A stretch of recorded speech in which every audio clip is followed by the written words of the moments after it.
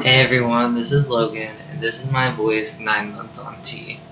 I haven't made a video in 3 months. The last one I did was a voice comparison. There hasn't been a lot of, I don't know, I guess a lot of change month to month. I can see, like, looking back that there's been a lot, but it doesn't feel like it. Except now, I just had my 9-month checkup, and I wanted to give a quick update on some things that happened there. The doctor said everything was like going as expected. Uh, Obviously, I'm getting more hair. All around, just like, I guess, proper masculinization as expected. Didn't want to change my dose at all. Got blood work, all was good with that. But also at this appointment, I was supposed to show up with kind of having done my research about top surgery. I've been like pretty solid, like, and certain that I didn't want bottom surgery, but I'm really tired of binding. So initially, I was thinking doing top surgery this like upcoming like winter break. But last month, it's all kind of a blur, but my mom was diagnosed with breast cancer, so that kind of changed like everything as far as timing and what procedure I'd want done and insurance and all of that. So at the appointment, my doctor was pretty concerned, wanting to make sure that we got the genetic testing done as soon as possible, figuring out, since my risk is higher being on T, there are some things that you sign off on. You know that T is you're a higher chance of breast cancer, cervical cancer, and things like that. So she was like, okay, well, we need to get this figured out. I suppose before I was less concerned with having a flat chest and more just like not wanting to have to bind. It didn't need to be like aesthetically perfect. So I was looking at a doctor in Cincinnati that does do keyhole, which is a procedure that isn't as invasive, and you do get to retain nipple sensation and things like that.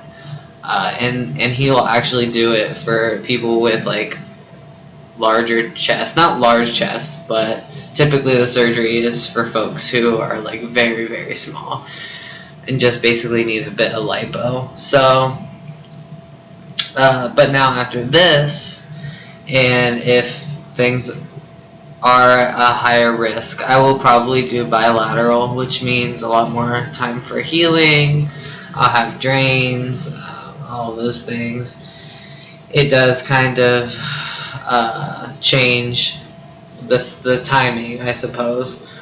So we're gonna get that taken care of as soon as possible. But right now, I just left and I'm in Boston for the next 6 weeks, so I can't really do anything until I get back. Otherwise, trans-related things, I don't feel like I guess the big thing was just like when my period stopped. Like that was like a big marker. That was great. And then progressively, my voice, I had like weird chin hairs and like all this stuff coming in, all like patchy and all that. So gained weight, which is, a thing, but I wasn't really ever concerned about that. Yeah, so I suppose life in general has been a lot more stressful than the actual transitioning portion. I pass almost always now. At least after I start talking, which before, like, sometimes I could pass and then I'd start talking and they'd be like, oh, like, she. But now my voice is deeper. If they don't already read me as male, then I start talking and then they're like, okay. So that's been different. Coming through security today, though, to get on the plane was fucking terrible. I had my tea, I had my Axiron in these boxes, and I also had my muscle relaxers that I just got prescribed for my jaw, because my jaw has been locked for 20 days. That's been terrible. So I had all that stuff out, and then they insisted that I was trying to smuggle in alcohol, is what they said, in these Axiron bottles, which they cannot be opened unless I were to really, just destroy them to get them open. So they had to, they pat me down first of all, because now, even though my ID isn't changed, they do click mail, but then I'm flagged for my chest, so they do a pat down, which is always really awkward for them, I feel like. So I got the pat down, had to go through the stuff with the medicine, and they just would not let me go. It was just it was such a hassle. I was with this particular person for 20 minutes talking about my medication, and they're all properly labeled. This one is boxed and not even open. It's did all the things I was supposed to do. Didn't help.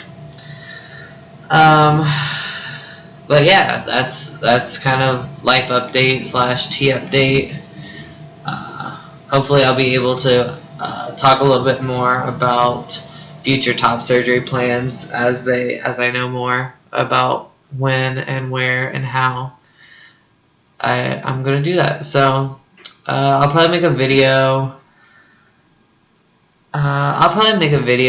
In the next. I was gonna say for the 1 year, in 3 months.